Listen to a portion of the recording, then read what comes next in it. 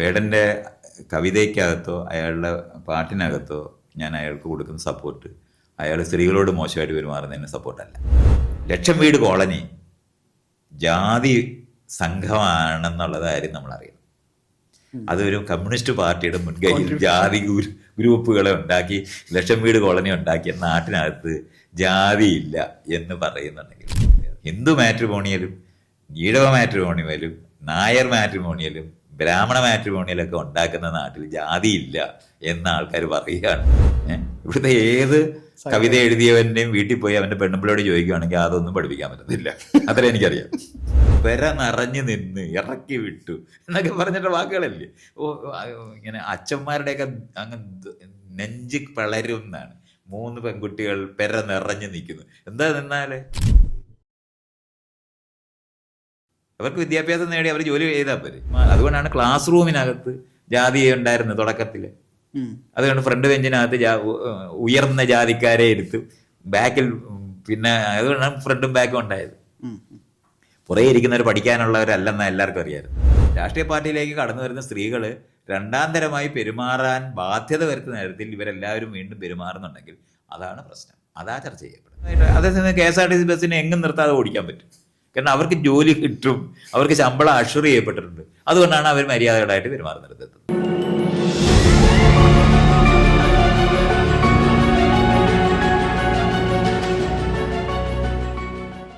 ഇപ്പോൾ മൈത്ര, ഈ നോക്കുകൂലി പ്രശ്നം എന്ന് പറഞ്ഞാൽ ആ ആളുകളുടെ ജനാധിപത്യപരമായിട്ടുള്ള അവകാശമുണ്ട്.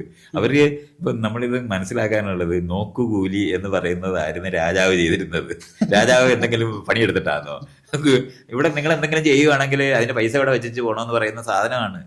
ഗുണ്ടാ സംഘം പോലെ ഉണ്ടായിക്കഴിഞ്ഞാൽ ഉണ്ടാകുന്ന ഒരു പ്രശ്നമാണ്. ട്രേഡ് യൂണിയന്റെ ഒരു പ്രോബ്ലമുണ്ട്. സംഘടിച്ച് ശക്തരാകുക എന്ന് നാരായണഗുരു പറഞ്ഞിട്ടുണ്ട്. സംഘടിച്ചു കഴിഞ്ഞാൽ വേറെ ഉള്ളവരുടെ വേണ്ടി കുതിര കയറുന്ന ഒരു പ്രശ്നം അതിനകത്ത് നിൽപ്പുണ്ട്. അപ്പോൾ അതുകൊണ്ടാണ് ജനാധിപത്യപരമായിട്ട് അതിനെ സംഘടിപ്പിക്കേണ്ടത്. ഇപ്പം നമ്മൾ ഈ ചുമട്ട് തൊഴിലാളികൾക്ക് ജോലി അഷ്വർ ചെയ്യുന്ന എന്ത് മെക്കാനിസം ഉറപ്പാക്കിയിട്ടുള്ളത്? അതില്ല. ഇതാണ് അതിൻ്റെ പ്രശ്നം. നിങ്ങൾ ഒരു സ്ഥലത്ത് ഒരു പ്രദേശത്തെ ആൾക്കാർ ചുമട്ട് തൊഴിലാളികളായിട്ടിരിക്കുന്നു. ആ ചുമട്ട് തൊഴിലാളികൾക്ക് എല്ലാ ദിവസവും കുറച്ച് ജോലി കിട്ടും എന്ന് അഷ്വർ ചെയ്യാനുള്ള മെക്കാനിസം ഇല്ല. ഇതുകൊണ്ടാണ് ഒരു പണി കിട്ടുമ്പം അതിനകത്തൂടെ ജീവിക്കാനുള്ള പൈസ മുഴുവൻ മേടിച്ചെടുക്കണമെന്ന് ആലോചിക്കുന്നിടത്തെത്തും. ഇതൊക്കെ നമ്മൾ അങ്ങനെ മനസ്സിലാക്കി. ഇത് എന്താണ് ഈ രാഷ്ട്രീയമായിട്ട് കാര്യങ്ങൾ അറിയേണ്ടത്. നിങ്ങളുണ്ട് എന്താണ് പ്രശ്നം എന്നറിയേണ്ടത്. ഒരു പ്രദേശത്ത് ഈ പണി ചെയ്ത് ജീവിക്കുന്ന ആൾക്കാർക്ക് അത്രയും പണി കിട്ടുന്നു. അതേസമയത്ത് നിങ്ങൾ നോക്ക്, ഇവിടുത്തെ ഈ വെയർ ഹൗസസ് ഉണ്ട് ഗവൺമെന്റിന്റെ, അല്ലെന്നുണ്ടെങ്കിൽ ഇവിടുത്തെ ഈ ചരക്ക് കയറ്റുമതി ഇറക്ക് ചെയ്യുന്ന പോർട്ടിനകത്ത് ഒക്കെ പോയാൽ മതി.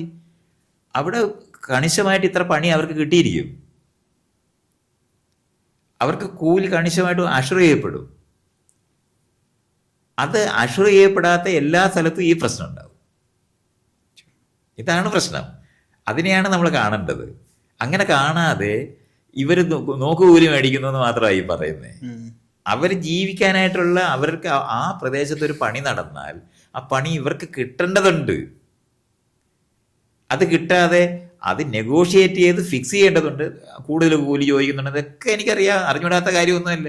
നമ്മൾ ഈ രാഷ്ട്രീയ പ്രവർത്തനം ചെയ്തിട്ടുള്ള ആളല്ലേ. പക്ഷെ ഈ ആൾക്കാർക്ക് തൊഴിലുറപ്പാക്കേണ്ട ഒരു വശമുണ്ട്. തൊഴിലുറപ്പ് പദ്ധതി വന്നുകൊണ്ടായിരുന്നു ആൾക്കാർ മാറുന്നത്. 200 ദിവസം കിട്ടും എന്ന് വരുമ്പോഴത്തേനും മാറും ആളുകൾ. അപ്പൊ നോക്കുകൂലി കുറയും. ഇപ്പൊ ആ തൊഴിലുറപ്പ് പദ്ധതി മുഴുവൻ കുറച്ചപ്പോൾ വീണ്ടും നോക്കുകൂലി വരും. ഇതൊക്കെ നമ്മൾ മനസ്സിലാക്കേണ്ടതുണ്ട്. അതേപോലെ തന്നെ പുരുഷന്മാർക്ക് മാത്രമാണ് ചുമട്ട് തൊഴിലാളി. ഇപ്പൊ പുരുഷ പ്രധാനമായിട്ട് നിൽക്കും. തൊഴിലുറപ്പ് പദ്ധതി മുഴുവൻ സ്ത്രീകളുടെ വശത്തായി. ഇതൊക്കെ നമ്മൾ ഇങ്ങനെയും കാണണം. ഈ വിവേചനങ്ങൾ നിലനിൽക്കുന്ന സ്ഥലങ്ങളിൽ ഇതൊക്കെ ഇൻട്രൊഡ്യൂസ് ചെയ്യുമ്പോൾ, ഇത്തരത്തിലുള്ള നിയമങ്ങളും കാര്യങ്ങളും ഇൻട്രൊഡ്യൂസ് ചെയ്യുമ്പോൾ അതിനകത്ത് എന്ത് സൊല്യൂഷൻ ഉണ്ടെന്ന് നമ്മൾ കാണേണ്ടതുണ്ട്. ഇയാൾക്ക് അവിടെ പണി കിട്ടുന്നുണ്ടോ? നമ്മളിപ്പോൾ ഈ പ്രൈവറ്റ് ബസ്സിനകത്ത് കോമ്പറ്റീഷനില്ലേ, ഇതൊക്കെ ഇതുപോലുള്ള പ്രശ്നങ്ങളാണ്. അവർ 2 മിനിറ്റിന് ഇടവിട്ട് ഒരു വണ്ടി ഓടിക്കാനായിട്ട് പറയും. പക്ഷെ ഒരു ജംഗ്ഷനിൽ ആൾ കൂടി നിൽക്കുക എന്ന് പറയുന്നത് അഷ്വർ ചെയ്യപ്പെടാനൊക്കത്തില്ല. അവിടെ ഇത്രയും പേര് അവിടെ വന്ന് നിൽക്കണം എന്ന് പറയാൻ പറ്റുമോ? ആർക്കും പറയാൻ പറ്റത്തില്ല. അവരവിടെ ചെല്ലുമ്പോൾ ആരുമില്ല. അടുത്ത ജംഗ്ഷൻ ചെല്ലുമ്പോൾ അവിടെ ആരുമില്ല. അപ്പോൾ ഒരു വണ്ടി ഇങ്ങനെ ആൾ കയറാതെ പോകുമ്പോൾ ഈ തൊഴിലാളികൾ കഴിയും. അവർക്ക് അതിനകത്തുനിന്ന് കിട്ടുന്ന കാശ് കൊണ്ട് വേണം ശമ്പളം എടുക്കാൻ. അപ്പോൾ അവരെന്ത് ചെയ്യും? പതുക്കെ പതുക്കെ പുറകോട്ട് പമ്മി തുടങ്ങും. കാരണം അടുത്ത ജംഗ്ഷനിൽ 4 പേര് വന്നിട്ട് അങ്ങോട്ട് ചെല്ലാന്ന് വിചാരിക്കും. അപ്പോഴത്തേനും അപ്പോൾ മറ്റേ വണ്ടി ഇങ്ങെത്തും. അപ്പോൾ അവർ തമ്മിൽ കോമ്പറ്റീഷൻ ആവും. ഇതൊക്കെ നമ്മളിങ്ങനെ മനസ്സിലാക്കേണ്ടത്. നമ്മൾ വിചാരിക്കുന്നുള്ള അത്ര ലളിതമായിട്ട്. അതേസമയം KSRTC ബസ്സിനെ എങ്ങും നിർത്താതെ ഓടിക്കാൻ പറ്റും. കാരണം അവർക്ക് ജോലി കിട്ടും, അവർക്ക് ശമ്പളം അഷുർ ചെയ്യപ്പെട്ടിട്ടുണ്ട്. അതുകൊണ്ടാണ് അവർ മര്യാദകളായിട്ട് പെരുമാറുന്നത്. അപ്പോൾ വണ്ടി നിർത്താത്തവരായിട്ട് അവർ പോകും. ഇതൊക്കെ നമ്മൾ മനസ്സിലാക്കണം. ഇത് ഓരോ കാര്യങ്ങൾ പറയുമ്പോൾ ആൾക്കാർക്ക് തോന്നും എന്തോ ശരിയായ കാര്യം ഇവിടെ കറക്റ്റായിട്ട് ഇട്ടിരിക്കുകയാണ്. അങ്ങനൊന്നും ചെയ്തിട്ടില്ല. ജോലിയൊന്നും അഷുർ ചെയ്യപ്പെട്ടിട്ടില്ലാത്ത പ്രൈവറ്റ് സെക്ടർ മുഴുവൻ സ്ഥലത്തും ഈ പ്രശ്നം നിൽക്കും. അതാണ് നമ്മൾ മനസ്സിലാക്കേണ്ടത്.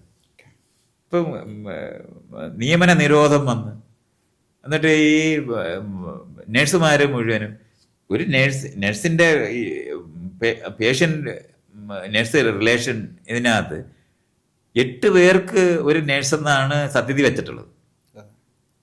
ഈ ഗവൺമെൻറ് ആശുപത്രിയിലേക്ക് 200 പേർക്കാ. എങ്ങനെയാണ് അവർ അത് ചെയ്യാനൊക്കുന്നത്? അപ്പം നമ്മളവിടെ ചെല്ലുമ്പോൾ ഈ നഴ്സ് മര്യാദയ്ക്ക് പെരുമാറുന്നില്ലെന്ന് മാത്രമാണ് ഈ ആളുകൾ അനുഭവിക്കുന്നത്. ശരിക്കും അറ്റൻഡ് ചെയ്യുന്നില്ല, അവർ വിളിച്ചാൽ വരുത്തില്ല. ഇത് മാത്രമാണ് അവർ മനസ്സിലാക്കുന്നത്. അത് അവരുടെ അനുഭവം ശരിയല്ലേ? അവരുടെ അനുഭവം ശരിയാണ്. മറ്റവരുടെ അനുഭവം എന്താണ്? 200 പേരെ അവരെങ്ങനെ നോക്കും? ഇത് കറക്റ്റ് ചെയ്യേണ്ട ഏരിയകളിനകത്ത് നമുക്ക് എല്ലാവർക്കും ഉത്തരവാദിത്വമുണ്ട്. അവിടെയാണ് നമ്മൾ ജനാധിപത്യപരമായിട്ട് നമ്മൾ ഈ കാര്യങ്ങൾ കാണണമെന്ന് പറയുന്നത്. ഇത് രാഷ്ട്രീയ അവബോധം കൊണ്ട് വരേണ്ടതാണ്. നമ്മൾ ഇങ്ങനെ പെരുമാറേണ്ടതാണ്. എന്തുകൊണ്ടാണ് ഒരു തൊഴിലാളി നോക്കുകൂലിക്ക് വേണ്ടി വാദിക്കുന്നതെന്നുള്ള സ്ഥലത്ത് എത്തിച്ചേരുന്നത് എങ്ങനെയാണെന്ന് പഠിക്കേണ്ടതുണ്ട്. അതാ പഞ്ചായത്തിനകത്ത് നമ്മൾ ഇടപെട്ട് പറയേണ്ടതുണ്ട്, ചെയ്യേണ്ടതുണ്ട്. അതിനുവേണ്ടി ഇതെല്ലാം എല്ലാവരും അങ്ങ് വിടും. നമ്മുടെ പ്രശ്നം വരുമ്പോൾ മാത്രമാണ് നോക്കുകൂലി ശരിയല്ലെന്ന് പറയുന്നത്.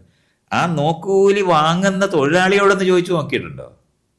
അവന് മാസം എത്ര രൂപ കിട്ടുന്നുണ്ട് എല്ലാ ദിവസവും? ഇപ്പോൾ ഓട്ടോറിക്ഷക്കാർ ഇൻഡിപെൻഡൻ്റ് ആയിട്ട് നിൽക്കുന്ന സമയത്ത് അവരവിടെ ക്യൂ സിസ്റ്റമൊക്കെ ഉണ്ടാക്കി കൃത്യമായിട്ട് അവരുടെ ഇടയിൽ ആ റെഗുലേഷൻ ഉണ്ടാക്കുന്നത്. പക്ഷെ ആളുകൾ വരും. വണ്ടി എടുത്തുകൊണ്ട് പോയില്ലെന്നുണ്ടെങ്കിൽ ആ ക്യൂ കടക്കാനൊന്നും നോക്കത്തില്ല. അത്രയാണ് നമ്മൾ മനസ്സിലാക്കേണ്ടത്. ക്യൂ കിടക്കാൻ പറ്റുന്ന എന്തുകൊണ്ടാ? കണിശമായിട്ട് ആളുകൾ അവിടെ വരും എന്നുള്ളത് കൊണ്ടാണ്. പക്ഷേ വീട് മാറുമ്പോൾ മാത്രം കൂലിക്ക് വിളിക്കുന്ന ഒരാളാണ് ഈ ചുവട്ട് തൊഴിലാളി. അല്ലാതെ എല്ലാവരും ഇപ്പൊ നമ്മൾ വീല് കണ്ടുപിടിച്ച് ഇതെല്ലാം വലിച്ചുകൊണ്ട് നടക്കത്തില്ലേ? ആരും അവർക്ക് ചുവട്ട് തൊഴിലാളിക്ക് ഇത് കൊടുക്കുന്നില്ല. നമ്മൾ വീലാ കണ്ടുപിടിച്ചത്. അയാൾ അവിടെ ഇരിക്കുകയാണ്. അയാൾ എങ്ങനെ നടത്തും? ഇതാണ് ഇങ്ങനത്തെ സ്ഥലങ്ങളുണ്ട്. ഈ ഏരിയകളൊക്കെ മനസ്സിലാക്കിക്കൊണ്ടും കൂടെ വേണം നമ്മൾ ഇതൊക്കെ പറയാൻ. അല്ലാതെ നോക്കുകൂലി മോശമാണെന്ന് ചോദിച്ചാൽ മോശമാണ്. പക്ഷെ അയാൾ നോക്കുകൂലിക്കാരനായി മാറും. നിങ്ങൾ ഇവിടെ വെജിറ്റേറിയൻ മാത്രം കഴിക്കുന്നവർ ഈ വീട് കൊടുക്കത്തുള്ളെന്ന് എഴുതി വെക്കുമ്പം ഇതേ നോക്കുകൂലിയുള്ള മര്യാദപ്പെട്ട ഒരു പ്രവൃത്തിയാണ്. ഇവിടെ ബാച്ചിലേഴ്സിന് വീട് കൊടുക്കത്തില്ലെന്ന് പറഞ്ഞാൽ അങ്ങനെ പറ്റുമോ? അങ്ങനെ ചെയ്യാൻ പറ്റുന്നത്? ബാച്ചിലേഴ്സിന് വീട് കൊടുക്കാൻ പറ്റത്തില്ലെന്ന് അങ്ങനെ എഴുതി വെക്കും. നോക്കുകൂലി പോലെ മോശപ്പെട്ട ഒരു സാധനം അത്. ഇവിടെ ബംഗാളികൾക്ക് താമസിക്കാൻ പറ്റത്തില്ലെന്ന് എഴുതി വെക്കും. ഇതെല്ലാം വിവേചനത്തിന്റെ സ്ഥലങ്ങളാണ്, മര്യാദ കെട്ട സ്ഥലങ്ങളാണ്. ഇതെല്ലാം ഈ നോക്കുകൂലി പോലെ മോശപ്പെട്ടതാണ്. അത് നമ്മൾ അറിയേണ്ടതുണ്ട്. അപ്പൊ എന്താണ് ബാച്ചിലേഴ്സിന് കൊടുക്കാൻ പറ്റുന്നത്? അവർ ബഹളം വയ്ക്കുന്നു. എന്ത് ബഹളം വയ്ക്കും? കല്യാണം വീട്ടിനകത്ത് ബഹളത്തിനേക്കാളും വലുതുണ്ടാ? ഇത് മുഴുവൻ വീട്ടിൽ നടത്തുന്നുണ്ടല്ലോ. എല്ലാ അമ്പലത്തിലും രാവിലെ തൊട്ട് വൈകുന്നേരം വരെ ലൗഡ് സ്പീക്കറും വെച്ച് ബഹളം വയ്ക്കുമല്ലോ. അപ്പൊ അതിനകത്ത് ന്യായമുണ്ടോ? എല്ലാ രാഷ്ട്രീയ പാർട്ടിക്കാരും ബഹളം വയ്ക്കുന്നുണ്ടല്ലോ.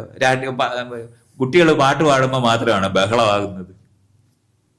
എത്ര മര്യാദ! ഇതെല്ലാം നമ്മളിങ്ങനെ എടുത്തങ്ങോട്ട് നോക്കണം. എല്ലാ രാഷ്ട്രീയ പാർട്ടിക്കാരും എല്ലാ അമ്പലത്തിനകത്തും ലൗഡ് സ്പീക്കർ വെച്ചിട്ട് ചെവിയും തലയും കേൾക്കാത്ത അത്രയും ശബ്ദം വയ്ക്കും. ആ സമയത്തൊന്നും ഈ കുട്ടികൾ ഡാൻസ് ചെയ്ത് വീട്ടിൽ ബാച്ചിലേഴ്സ് പാർട്ടി നടത്തിയതിനെ പറ്റിയുള്ള ചർച്ചയൊന്നുമില്ല. അതുകൊണ്ട് ഈ മുഷ്ക് കൊണ്ടുള്ള മര്യാദഘട്ട നിലപാടുകളെ അതിനകത്തൊക്കെ ഉള്ളു, അല്ല വേറെ ഒന്നുമില്ലൂ. അതങ്ങനെ മനസ്സിലാക്കണം. അപ്പൊ ഇയാളീ പറഞ്ഞ നമ്മളിപ്പം എസൻസിന്റെ കാര്യം, എനിക്ക് എസൻസിനെ പറ്റിയൊന്നും എനിക്ക് സത്യത്തിൽ പറയാനില്ല. ഞാനൊരു അവർക്ക് അറിയുന്ന നിലവാരത്തിലൊക്കെ അവരുടെ രാഷ്ട്രീയം എന്തായാലും എനിക്കില്ല. ഓക്കെ. പിന്നെ വേടന്റെ ആശയങ്ങൾ വേടനെതിരെ വരുന്ന കേസുകൾ, മൈത്രേനെ എങ്ങനെയാണ് നോക്കിക്കാണുന്നത് ഒരു ജാതി സമൂഹത്തിൽ? ഞാനിത് 2-3 തവണ പറഞ്ഞിട്ടുള്ളതാണ്. വേടനെ എഴുതിയ എല്ലാ വരികളും വളരെ മെച്ചപ്പെട്ട വരികളാണ്, അതിനൊരു സംശയവും വേണം. വേടൻ്റെ കവിതയ്ക്കകത്തോ അയാളുടെ പാട്ടിനകത്തോ ഞാൻ അയാൾക്ക് കൊടുക്കുന്ന സപ്പോർട്ട് അയാൾ സ്ത്രീകളോട് മോശമായിട്ട് പെരുമാറുന്നതിന് സപ്പോർട്ടല്ല. പക്ഷേ സ്ത്രീകളോട് മോശമായി പെരുമാറുന്നത് കൊണ്ട് മറ്റുള്ളതെല്ലാം റദ്ദായി പോയി എന്നുള്ളതും ഇല്ല. അത് ഇവിടുത്തെ പഴയ കാലത്തെ ഏത് കവികളെ എടുത്താലും അവരുടെ എല്ലാം പെരുമാറ്റം, അത് ചങ്ങമ്പുഴയും പി കുഞ്ഞിരാമൻ നായർ ഒക്കെ എടുത്താൽ അവരുടെ ആരുടെയും കവിത പഠിപ്പിക്കാനൊക്കത്തില്ല. ഇതേ ന്യായം പറഞ്ഞ ഇവിടുത്തെ ഏത് കവിത എഴുതിയവൻ്റെയും വീട്ടിൽ പോയി അവൻ്റെ പെണ്ണുമ്പിളോട് ചോദിക്കുകയാണെങ്കിൽ അതൊന്നും പഠിപ്പിക്കാൻ പറ്റത്തില്ല. അത്രേ എനിക്കറിയാം. അതുകൊണ്ട് ജനാധിപത്യപരമായിട്ട് പെരുമാറിയിട്ടുള്ളതിനെയും മര്യാദകളായിട്ട് പെരുമാറിയിട്ടുള്ള ആൾക്കാർ മാത്രമേ ഈ നാട്ടിലുള്ളൂ. പിടിക്കപ്പെടാത്ത കള്ളന്മാർ മാത്രമാണ് ഈ പുറത്തിരിക്കുന്നത്. താനും ഞാനും പിടിക്കപ്പെട്ടിട്ടില്ലെന്നേ ഉള്ളൂ, അത്രയേ ഉള്ളൂ. അതുകൊണ്ട് ആ ചെയ്യുന്ന പ്രവൃത്തികളെയെല്ലാം അങ്ങനെ ന്യായം പറഞ്ഞ് വിടാനോ, ഞാൻ വേടൻ്റെ സ്ത്രീകളോട് പെരുമാറിയ മോശമാണെന്ന് അയാൾ തന്നെ പറഞ്ഞ് ഞാൻ കേട്ടിട്ടുള്ളതാണ്. ഞാൻ അയാൾ ആവശ്യപ്പെടുകയൊക്കെ ചെയ്തിട്ടുള്ളതാണ്. പക്ഷെ ഇപ്പം നടക്കുന്ന ഈ കേസെല്ലാം മുഴുവനും അതിനകത്ത് അയാൾക്ക് ആ പെരുമാറ്റം അയാൾ പറയുന്നത് സത്യമാണെങ്കിൽ അയാൾക്കുള്ള ആ സപ്പോർട്ടില്ല. പക്ഷെ അയാൾ എഴുതുന്ന വരികളും അയാൾ പറയുന്ന സാധനങ്ങളും ഇപ്പം എഴുതുന്ന ഇത്തരത്തിലുള്ള വിവേചനങ്ങളെപ്പറ്റി ഹിഡനായിട്ട് മറഞ്ഞിരിക്കുന്ന വിവേചനങ്ങൾ വെളിയിലാക്കുന്നതിന് വേടനെ പോലെ കൊള്ളാവുന്ന ഒരുത്തനും ഇപ്പോൾ ഉണ്ടായിട്ടുമില്ല. അതിനൊരു സംശയം എനിക്കില്ല. അത് ലക്ഷം വീട് കോളനി ജാതി സംഘമാണെന്നുള്ള കാര്യം നമ്മളറിയണം. അതൊരു കമ്മ്യൂണിസ്റ്റ് പാർട്ടിയുടെ മുൻകൈയിൽ ജാതി ഗ്രൂപ്പുകളെ ഉണ്ടാക്കി ലക്ഷം വീട് കോളനി ഉണ്ടാക്കിയ നാട്ടിനകത്ത് ജാതിയില്ല എന്ന് പറയുന്നുണ്ടെങ്കിൽ വേറെ ഒന്നും എനിക്ക് പറയാനില്ല. ഹിന്ദു മാട്രിമോണിയലും ഈഴവ മാട്രിമോണിയലും നായർ മാട്രിമോണിയലും ബ്രാഹ്മണ മാട്രിമോണിയലൊക്കെ ഉണ്ടാക്കുന്ന നാട്ടിൽ ജാതിയില്ല എന്ന് ആൾക്കാർ പറയുകയാണെങ്കിൽ അത് വേണം പറയുമ്പോഴാണ് ഉണ്ടായെന്ന് പറഞ്ഞാൽ ഈ മാട്രിമോണിയലൊക്കെ അയാൾ ഉണ്ടാക്കിയാണെന്ന് പറയേണ്ടി. പേരിനോടൊപ്പം ജാതി ചേർത്ത് സവിശേഷമായ സംവരണം എല്ലാ സാമൂഹിക മേഖലകളും അനുഭവിച്ചുകൊണ്ടിരിക്കുന്ന നാട്ടിനകത്ത് ജാതി ഇല്ലെന്ന് പറഞ്ഞാൽ, ജാതി പറഞ്ഞ് എന്നെ ആക്ഷേപിച്ചു എന്ന് പറയുമ്പോൾ ജാതി പേരുമായിട്ട് നടക്കാൻ വെക്കുന്ന ആൾക്കാരും നാട്ടിൽ തന്നെ ഉണ്ട്. ഇതൊക്കെ നമ്മൾ വേടം പറയുന്നതുകൊണ്ട് ഉണ്ടാകുന്നതല്ല. മൈത്രേ, ഈ ജാതി ഒരു ബ്രീഡാണെന്നും ഒരു പ്രത്യേകതരം സ്പീഷ്യസ് ആണെന്നും ഒക്കെ പറയുന്ന ആൾക്കാരുണ്ട്. പക്ഷെ അത് നമ്മൾ ചരിത്രപരമായി പിന്നോട്ടെടുത്ത് നോക്കുകയാണെന്നുണ്ടെങ്കിൽ ഇതിനകത്ത് തന്നെ പല പല സെക്റ്റുകൾ തമ്മിൽ അടിയും പിടിയും ഒക്കെ ഉണ്ടായിരുന്നു. പിന്നെ അതുപോലെ തന്നെ ആന്ത്രപ്പോളജിക്കലായിട്ട് യാതൊരു ഐഡൻറ്റിറ്റി ഇവർക്കില്ല. കറുത്ത നായരും കറുത്ത മേനോനും മൂക്ക് ചപ്പിയ മേനോനും വെളുത്ത ഈഴവനും വെളുത്ത പുലയനും ഒക്കെ നമുക്ക് കാണാൻ സാധിക്കുന്നുണ്ട്. അപ്പം എന്താണ് ആക്ച്വലി ഇത് ഉണ്ടായിരിക്കുന്നതിൻ്റെ ഒരു റീസൺ എന്നുള്ളത് മൈത്രേൻ എപ്പോഴെങ്കിലും ആലോചിച്ചിട്ടുണ്ടോ? ബേസിക്കലി ഇതൊരു മോശം കാര്യമാണെങ്കിൽ പോലും. അല്ല, മോശം കാര്യം ഒന്നുമല്ല. മനസ്സിലാക്കാം എന്ത് മോശമാണ്? ജാതി എങ്ങനെ മോശമാകുന്നത്? ഇയാൾ പറയാം. ജാതി മോശമാകുന്നത് അവരുടെ ആ ഒരു ഐഡന്റിറ്റിയിൽ. അവരുടെ ഐഡന്റിറ്റി എങ്ങനെ മോശമാകുന്നത്?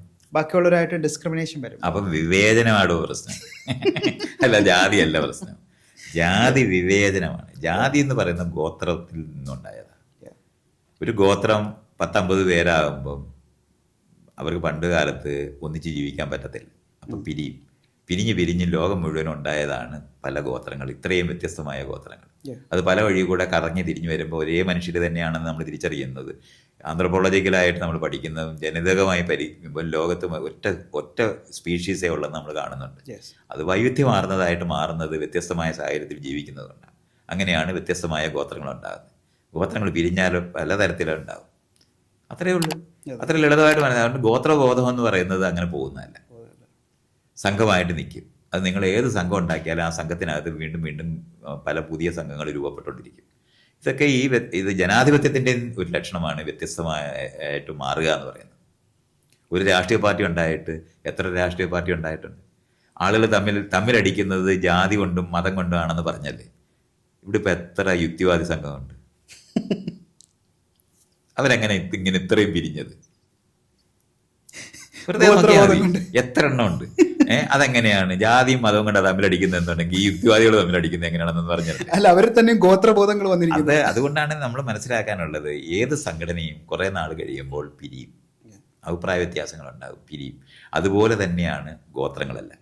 ഗോത്രബോധത്തിനെയാണ് നമ്മൾ എങ്ങനെയാണ് ജാതി എന്ന് പറയുന്ന യുക്തിയിലേക്ക് വരുന്നത് എങ്ങനെയാണ്?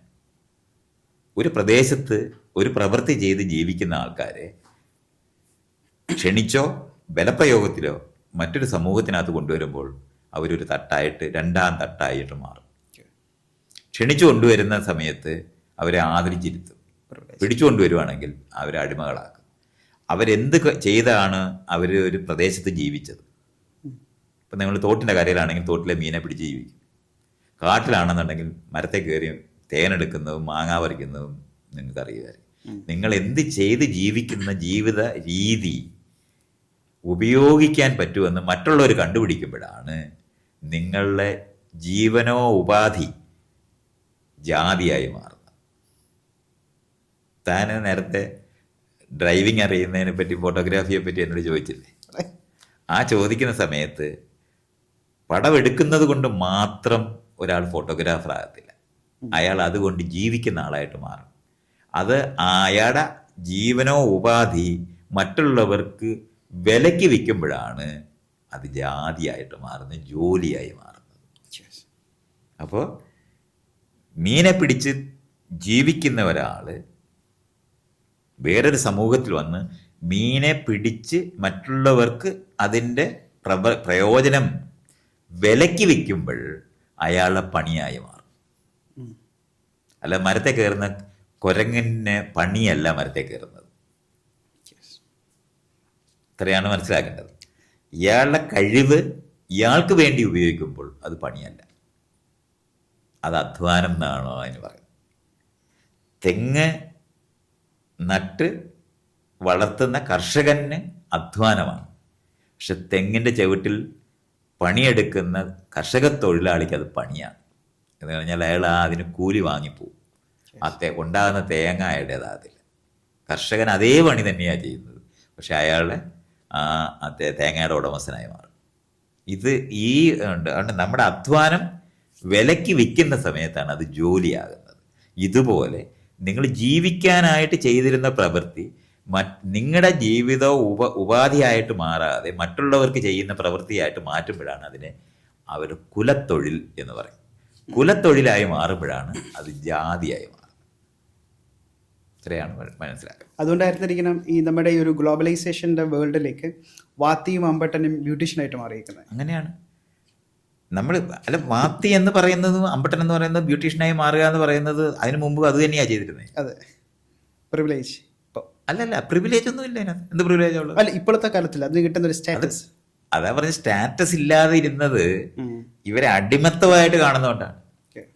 ഇവരെ അടിമകളായിട്ട് കാണുന്നതുകൊണ്ട്, അല്ലാതെ പ്രവൃത്തി മാറിയിട്ടില്ലല്ലോ. അതെ അതെ, അതുകൊണ്ടാണ് അത് മനസ്സിലാക്കേണ്ടത്. അല്ല, ബ്യൂട്ടീഷ്യൻ എന്ന് പറയുന്ന കാരണം കൊണ്ട് സ്റ്റാറ്റസ് ഒന്നും പൊങ്ങത്തില്ല. ആൾക്കാരെ മോശമായിട്ട് തന്നെ പറയുകയും ചെയ്യും. ഇതിനകത്ത് കിട്ടുന്ന ഈ റെമ്യൂണറേഷൻ കൊണ്ടിട്ടോ അല്ലെങ്കിൽ വെൽത്ത് കൂടുതൽ കിട്ടുന്നതിന്റെ പേരിലോ ആയിരിക്കണമോ? വെൽത്ത് കിട്ടിയാൽ നിങ്ങളേതാക്കി മാറണതുണ്ട്. ഇപ്പോൾ കൃഷിപ്പണി ചെയ്യുന്ന കർഷകനും മണ്ണിലാണ് പണിയെടുക്കുന്നത്, കർഷക തൊഴിലാളി മണ്ണിലാണ് പണിയെടുക്കുന്നത്. ഒരാൾക്ക് അതിൻ്റെ ഉടമസ്ഥാവകാശമുണ്ട്. ആ അവകാശം അയാൾക്ക് ഉടമസ്ഥനാണെന്ന് അയാൾ വിചാരിക്കുന്നതിനെ കൊണ്ട് അതിനകത്തുനിന്ന് ഉണ്ടാകുന്ന ഉൽപ്പന്നം അയാളുടേതായി മാറും. ഇവൻ വൈകുന്നേരം അടുത്ത ദിവസം മരിക്കാതെ പോയിച്ച് ജീവിച്ച് തിരിച്ച് വരുന്നതിനുള്ള കൂലിയെ കൊടുക്കും. അപ്പൊ അതിനകത്തൊന്ന് വെൽത്ത് ക്രിയേഷൻ അയാൾ ഉണ്ടാക്കിയാൽ അയാൾക്ക് കിട്ടത്തില്ല. ഓക്കെ, അതായത് ഓണർഷിപ്പ് കിട്ടി. ആ ഓണർഷിപ്പ് ഉള്ളവന് മാത്രമേ വെൽത്ത് ക്രിയേഷൻ കിട്ടത്തുള്ളൂ. വെൽത്ത് ക്രിയേറ്റ് ചെയ്യുന്നത് ജോലിക്കാരനും കൂടെ ചേർന്ന, പക്ഷെ അതിന്റെ പങ്ക് അയാൾക്ക് കിട്ടത്തില്ല. ഇതാണ് വ്യത്യാസം ഉണ്ടാക്കുന്നത്. അപ്പൊ ഇത് നമ്മൾ മനസ്സിലാക്കേണ്ടതുണ്ട്. അപ്പൊ സ്വന്തം ജീവിത ഉപാധി വേറൊരാൾക്ക് വിറ്റ് ജോലിക്കാരനായി മാറുമ്പോൾ ആ ജോലിയോട് ബന്ധപ്പെട്ട് ഗോത്രബോധം ജാതിബോധമായി മാറുന്നത് അങ്ങനെയാണ്. അപ്പം നിങ്ങളുടെ പണി കുലത്തൊഴിലായി മാറും. നിങ്ങൾ ജീവിച്ചുകൊണ്ടിരുന്നതാണത്. ജീവിച്ചുകൊണ്ടിരിക്കുന്ന സാധനം നിങ്ങൾക്കത് മാത്രമേ ചെയ്യാവൂ, വേറൊന്നും ചെയ്യാൻ പറ്റില്ല എന്ന് ഘടനാപരമായി ഉണ്ടാക്കിയ നിയമം കൊണ്ടാണ് ജാതി ഉണ്ടായത്. അതായത് ഗോത്രത്തിലെ കുലത്തൊഴിൽ എന്ന് പറയുന്നത് ഒരു സ്ലേവറി. എന്ന് പറഞ്ഞാൽ ഗോത്രം മലകളിലാണെന്നുണ്ടെങ്കിൽ തേനെടുക്കാൻ അറിയാം, പക്ഷെ നിങ്ങൾ തേനെടുക്കുന്ന തൊഴിലാളിയാക്കി മാറ്റുമ്പോൾ അത് നിങ്ങളുടെ തൊഴിൽ എന്ന് പറയുന്നത് അത് അധ്വാനമല്ലത്. ഇതാണ് മനസ്സിലാണ്. അപ്പൊ കുലത്തൊഴിലായിട്ട് മാറും. ആ കുലത്തൊഴിലായി മാറുമ്പോഴാണ് നമ്മൾ അതിനെ ജാതി എന്ന് പറയുന്നത്. അപ്പൊ പിന്നെ നിങ്ങൾക്ക് വേറെ പണിയെടുക്കാനായിട്ട് വേറെ മാറാനായിട്ട് അനുവാദമില്ല. അതുകൊണ്ടാണ് അത് ജാതിയായി മാറിയത്. അല്ലാതെ ഒരേ പണി തന്നെയാണത്. അങ്ങനെ ഇരുന്നിരിക്കുന്നത് അത് കുലത്തൊഴിൽ, കുലധർമ്മം, കുലദേവത തുടങ്ങിയ സാധനങ്ങൾ. അത് കുലം ഒരു കുലത്തിനോട് ബന്ധപ്പെട്ട് പ്രവർത്തിച്ചിരുന്ന സമയത്ത് അത് കുലത്തിന്റെ മാത്രമാണ്. അത് ജാതിയായി മാറിയത് കുലം ഒരു സമൂഹത്തിനകത്ത് നിർണീതമായി ഡിറ്റർമിൻഡ് ആയിട്ട് വേറെ ഒന്നും ചെയ്യാൻ അനുവദിക്കാതെ അത് അവരുടെ പണിയായി മാറുമ്പോഴാണ്. മറ്റേത് കുരങ്ങിന്റെ പണിയാണ് മരത്തെ കയറുന്നതെന്ന് ആരെങ്കിലും പറഞ്ഞിട്ടില്ല. അങ്ങനെയല്ലല്ലോ. അതുപോലെയാണ് നമ്മൾ തോട്ടിന്റെ കരയിൽ നിന്നാലും കടലിന്റെ തീരത്ത് നിന്നാലും മീനെ പിടിക്കാൻ പഠിക്കും. കാരണം ജീവിക്കാൻ അത് ഉപയോഗിച്ചേ പറ്റൂ. പക്ഷെ നിങ്ങളെ ഒരു സമൂഹത്തിനകത്തേക്ക് കൊണ്ടുവന്ന് ഈ പണി നിങ്ങളുടേതാണ്, അത് നിങ്ങൾ ചെയ്യണം എന്ന് പറയുമ്പോൾ അത് തൊഴിലായി മാറും. ആ തൊഴിലായി മാറുമ്പോൾ ജാതിപരമായ ഒരു ഐഡന്റിറ്റിയാണ് അത്. പിന്നെ നിങ്ങൾക്ക് അത് അങ്ങനെയാണ് മുക്കവർ ഉണ്ടാകുന്നത്. മീനെ പിടിക്കുന്നവർ, പാറ മടയിൽ പണിയെടുക്കുന്നവർ, അല്ലെങ്കിൽ പാ നെയ്യുന്നവർ എന്ന് പറയുന്നവർ അവരുടെ സ്കില്ലിനെയാണ് അവരുടെ ഐഡന്റിറ്റി ആക്കി മാറ്റി. അപ്പൊ ജീവിക്കാനുള്ള ഉപാധിയെ അവരുടെ ഐഡന്റിറ്റി ആക്കി മാറ്റിയതിനെയാണ് ജാതി എന്ന് പറയുന്നത്. പക്ഷെ അതുകൊണ്ട് ആ അവരുടെ ഗോത്രബോധം അവർക്ക് മാറാനൊക്കത്തില്ല. കാരണം ഗോത്രബോധം ഉണ്ടാവും. ഒരു സംഘമാണത്. ആ സംഘം അത് കാരണം കൊണ്ടാണ് നമ്മൾ എത്ര വ്യത്യസ്തമായിട്ട് പറയുമ്പോഴും ഈ ഐഡന്റിറ്റി ഇങ്ങനെ നിൽക്കും. പുതിയ ഐഡന്റിറ്റികൾ രൂപപ്പെട്ട് മാറാതെ അത് വരത്തില്ല. അതുകൊണ്ടാണ് നമ്മൾ പലതരത്തിലുള്ള ഗോത്രങ്ങൾ തമ്മിൽ വിവാഹം കൊണ്ടോ അല്ലാതെയുള്ള സഹകരണം കൊണ്ടോ ഒക്കെ ഒന്നിച്ച് ചേർന്ന് ജീവിക്കാൻ തുടങ്ങുന്ന സമയത്ത് ഈ പറയുന്ന വ്യത്യാസം വരും. ഇപ്പോൾ പണ്ട് നമ്മുടെ നാട്ടിനകത്തേക്ക് ബസ് വരുമ്പോൾ ബസ്സിനകത്ത് ജാതി ആചരിക്കാനൊക്കത്തില്ല. മാറിയിരിക്കാനായിട്ട് പറയാനായിട്ട് സ്ഥലമില്ല. അതുകൊണ്ട് എല്ലാവരും കൂടെ ഒന്നിച്ച് അതിനകത്ത് കയറിയാണ് ഈ നമ്മുടെ നാട്ടിനകത്ത് ജാതി ഏറ്റവും കുറഞ്ഞത്. ഈ ബസ് പോലത്തെ സാധനങ്ങൾ വന്നതുകൊണ്ടാണ്. പൊതു റോഡ്. അപ്പം അത് നമ്മളാണ് മനസ്സിലാക്കേണ്ടത് ഈ പ്രോസസ്സ് എങ്ങനെയാണെന്ന്. അത് മനസ്സിലാക്കി അതുകൊണ്ടാണ് ക്ലാസ് റൂമിനകത്ത് ജാതി ഉണ്ടായിരുന്നത് തുടക്കത്തിൽ. അതുകൊണ്ട് ഫ്രണ്ട് ബെഞ്ചിനകത്ത് ഉയർന്ന ജാതിക്കാരെ എടുത്തു, ബാക്കിൽ പിന്നെ അതുകൊണ്ടാണ് ഫ്രണ്ടും ബാക്കും ഉണ്ടായത്. പുറകെ ഇരിക്കുന്നവർ പഠിക്കാനുള്ളവരല്ലെന്ന് എല്ലാവർക്കും അറിയാമായിരുന്നു. അത് കഴിഞ്ഞിട്ട് പിന്നീട് നമ്മൾ പഠിക്കാത്തവരിയ്ക്കുന്ന സ്ഥലമായിട്ട് അത് മാറി എന്നുള്ളത് കാരണം കൊണ്ട് അത് പിന്നീട് വന്നതാണ്. ആദ്യം ജാതി അനുസരിച്ചിട്ടായിരുന്നു ഈ ഫ്രണ്ടും ബാക്കും ഇരുന്നത്. അതിനു മുമ്പ് ബെഞ്ചിലിരിക്കാനൊക്കെ താഴെ ഇരിക്കണമായിരുന്നു. ഇതെല്ലാം ഈ വിവേചനങ്ങൾ മുഴുവൻ നിന്നിരുന്ന സമൂഹമാണ്. അത് മാറ്റിയെടുക്കേണ്ട സ്ഥലമായിരുന്നു. നേരത്തെ ഞാൻ പറഞ്ഞില്ലേ, കസേര കൊടുത്ത് എല്ലാവരെയും മാറ്റേണ്ടതുണ്ട്. എല്ലാവർക്കും തുല്യരായിരിക്കേണ്ടതുണ്ട്. നമ്മൾ രണ്ടുപേരും ഒരുപോലത്തെ കസേരയിലായിരിക്കുന്നത്. ഇതാണ് തുല്യത എന്ന് പറയുന്നത്. അല്ലാതെ ഇയാൾ എന്നേക്കാളും വ്യത്യസ്തനായിരിക്കുന്നു എന്നുള്ളതല്ല. രണ്ടുപേർക്കും ഇവിടെ ഈ ഇരിക്കുന്ന സ്ഥലത്ത് തുല്യമായിട്ട് അനുഭവം ഉണ്ടാക്കുന്നതിനെയാണ് നമ്മൾ ജനാധിപത്യ ബോധം എന്ന് പറയുന്നത്. വ്യത്യസ്തരാണ് നമ്മൾ, അല്ല വ്യത്യാസങ്ങളില്ല എന്നുള്ളതല്ല. ഒരാളെപ്പോലെ ഒരാളില്ലാത്ത പോലെ ഒരു വിഭാഗത്തിനെ പോലെ വിഭാഗമില്ല. മലയാള ഭാഷ സംസാരിക്കുന്നവരും തമിഴ് ഭാഷ സംസാരിക്കുന്നവരും തമ്മിൽ വ്യത്യസ്തരാണ്. പക്ഷെ അവർ രണ്ടുപേരും തുല്യരല്ലാതാകുന്നില്ല. ഇന്ത്യൻ പൗരരെന്നുള്ള നിലവാരത്തിൽ ഈ രണ്ട് കൂട്ടർ തമിഴ് പറഞ്ഞാലും മലയാളം പറഞ്ഞാലും ഒരു വോട്ടേ ഉള്ളൂ. 18 വയസ്സായവനും 80 വയസ്സായവനും ഒരു വോട്ടേ ഉള്ളൂ എന്ന് പറയുന്ന നിയമത്തിൻ്റെ മുമ്പിൽ തുല്യരാണ് എന്നുള്ളതാണ് നമ്മൾ ഈ പറയുന്നത്. വ്യത്യാസങ്ങളില്ല എന്നല്ല. അത്രയേ ഉള്ളൂ. മൈത്രേയി, രാഹുൽ മാങ്കൂട്ടത്തിൻ്റെ ഒരു ഇഷ്യൂ വന്നിട്ടുണ്ട്. അത് പുതുതായിട്ടുള്ളൊരു സ്ത്രീ വിഷയം രാഷ്ട്രീയത്തിലേക്ക് കടന്നു വരുന്നത് കേരള രാഷ്ട്രീയത്തിൽ തുടക്കം മുതലേ ഉണ്ട്. അപ്പം ഇപ്പോൾ ഈ തുടരെയായിട്ട് രാഹുൽ മാങ്കൂട്ടത്തിനെതിരെ കേസും വരുന്നുണ്ട്. അപ്പം ഇത് എങ്ങനെയാണ് രാഷ്ട്രീയം ഈ പറഞ്ഞതുപോലെയുള്ള സ്ത്രീപീഡനം ഇങ്ങനെയുള്ള വിഷയങ്ങളൊക്കെ കൈകാര്യം ചെയ്യേണ്ടി വരേണ്ടത്, അതിനെ പറ്റിയിട്ടൊന്ന് പറയാം. ഇയാൾ പറയുമ്പോൾ സ്ത്രീ വിഷയം എന്ന് പറഞ്ഞില്ലേ, രാഷ്ട്രീയം എന്ന് പറയുന്നത് പുരുഷന്മാരുടേതാണെന്ന് വിചാരിക്കുന്നതുകൊണ്ടാണ് അങ്ങനെ പറയുന്നത്. അല്ല, ഇങ്ങനെയൊരു സ്ത്രീ വിഷയം എന്നുള്ളൊരു വാക്ക് വരുന്നത് എങ്ങനെ? ജനാധിപത്യപരമായിട്ടുള്ള സ്ഥലത്ത് സ്ത്രീയും പുരുഷനൊന്നുമില്ല, മര്യാദകളായിട്ട് പെരുമാറുന്നവരേ ഉള്ളൂ. അത്രയാണ് മനസ്സിലാക്കേണ്ടത്. നമ്മൾ എങ്ങനെയാണത് മനസ്സിലാക്കേണ്ടത്? അപ്പുറത്തിരിക്കുന്ന ആളിനെ ബഹുമാനമില്ലാതെ അവരെ തുല്യരായി കാണാതെ ആളുകൾ പെരുമാറി എന്നുള്ളതാണ് ഈ പറയേണ്ടത്. അല്ലാതെ മാങ്കൂട്ടത്തിൽ സ്ത്രീ വിഷയത്തിനകത്ത് എന്ത് സ്ത്രീ ഒരു വിഷയമൊന്നുമല്ല. അതങ്ങനെയെങ്കിലും നമ്മൾ മനസ്സിലാക്കണം. നമ്മളെല്ലാവരും മനുഷ്യരാണ്. അതിനകത്ത് ആണും പെണ്ണും അല്ലാത്തവരും ഒക്കെ ഉണ്ട്. ആ നിൽക്കുന്ന ആൾക്കാർ പരസ്പര ബഹുമാനത്തോടെയും സമ്മതത്തോടെയും പെരുമാറണം എന്നുള്ളതാണ് ഈ പറയുന്നത്. കൺസെൻറ്റ് എന്ന് പറഞ്ഞാൽ ഇൻഫോംഡ് കൺസെൻറ്റ്. അറിഞ്ഞ് അനുവാദം കൊടുക്കാൻ കഴിവുള്ളവരെ ഉൽപ്പാദിപ്പിക്കേണ്ടത് ക്ലാസ് റൂമുകളില്ല. അതൊന്നും നമ്മൾ ചെയ്തിട്ടില്ല. അത് ചെയ്യാതിരിക്കുന്നത് കാരണം കൊണ്ടാണ് നമ്മൾ ഈ പറയുന്ന ന്യായങ്ങൾ ഒക്കെ പറയുന്നത്. ഇതൊക്കെ ഇങ്ങനെ പഴയ ഭാഷകളാണ്. സ്ത്രീ ലംബടൻ എന്നൊക്കെ പറഞ്ഞിട്ടൊക്കെ പുരുഷന്മാരെ പറ്റിയൊക്കെ പറയുന്നത് അങ്ങനെയൊന്നുമല്ല. അത് സംസാരിക്കുകയൊന്നും ചെയ്യേണ്ടത്. ഉത്തരവാദിത്തരഹിതമായി പെരുമാറുന്നവരെന്നുള്ള നിലവാരത്തിലാണ് പറയുന്നത്. ആ ചോദ്യം തന്നെ അങ്ങനെയാണ് ഫ്രെയിം ചെയ്യേണ്ടത്. അപ്പം രാഹുൽ ഉത്തരവാദിത്തമില്ലാതെ പെരുമാറിയിട്ടുണ്ടെന്നുണ്ടെങ്കിൽ അതാണ് ചർച്ച ചെയ്യപ്പെടുന്നത്. സ്ത്രീകൾ പരാതി പറയുന്നുണ്ടെങ്കിൽ ആ സ്ത്രീകൾ രണ്ടാം തരം പൗരരായിട്ട് നിൽക്കുന്ന സമൂഹം നിലനിർത്തുന്നതാണ് പ്രശ്നം. ഇപ്പോഴും പെണ്ണ് കാണുന്ന സമൂഹമല്ലേ, അതുകൊണ്ടാണ് അതങ്ങനെ നിൽക്കുന്നത്. അപ്പോൾ വിവാഹം കഴിക്കാമെന്ന് പറഞ്ഞാൽ വാഗ്ദാനം നൽകി എന്നിട്ടത് ചെയ്തില്ല എന്നാണ്. അപ്പോൾ വാഗ്ദാനം നൽകിയിട്ട് വീണു പോകുന്ന സ്ത്രീകളുണ്ടാകുന്നത് എങ്ങനെയാണ്? സ്ത്രീകൾക്ക് ഉത്തരവാദിത്തത്തോടെ ഈ പുരുഷന്മാരെ കൈകാര്യം ചെയ്യാൻ പഠിപ്പിച്ചിട്ടില്ല എന്നുള്ളതാണ്. ഇപ്പോഴും പെണ്ണാണ്, നീ ഒരു പെണ്ണാണ് എന്ന് പറഞ്ഞാൽ രണ്ടാം തരമാണ് എന്ന് പറയുന്ന സമൂഹമാണ് നിൽക്കുന്നത്.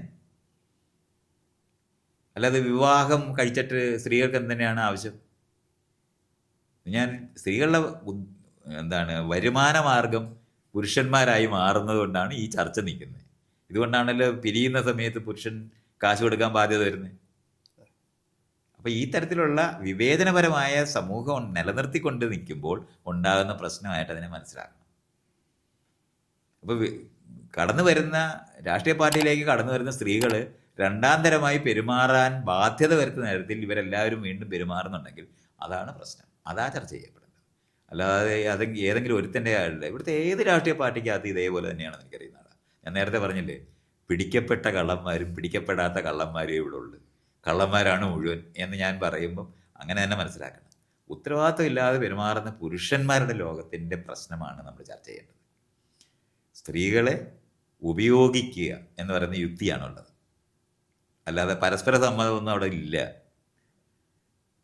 സമ്മതം കൊടുക്കാനുള്ള കഴിവ് തന്നെ ആർജിച്ചിട്ടില്ലാത്ത സ്ത്രീകളാണുള്ളത്. കുട്ടിക്കാലം തൊട്ട് നമ്മൾ ബോൺസായി വളർത്തുന്ന പോലെയാണ് ഈ പെൺകുട്ടികളെ മുഴുവൻ വളർത്തുന്നത്. പെര നിറഞ്ഞു നിന്ന് ഇറക്കി വിട്ടു എന്നൊക്കെ പറഞ്ഞിട്ട് വാക്കുകളല്ലേ. ഇങ്ങനെ അച്ഛന്മാരുടെയൊക്കെ അങ്ങ് നെഞ്ച് പിളരുന്നാണ്. 3 പെൺകുട്ടികൾ പെര നിറഞ്ഞു നിൽക്കുന്നു. എന്താ നിന്നാല്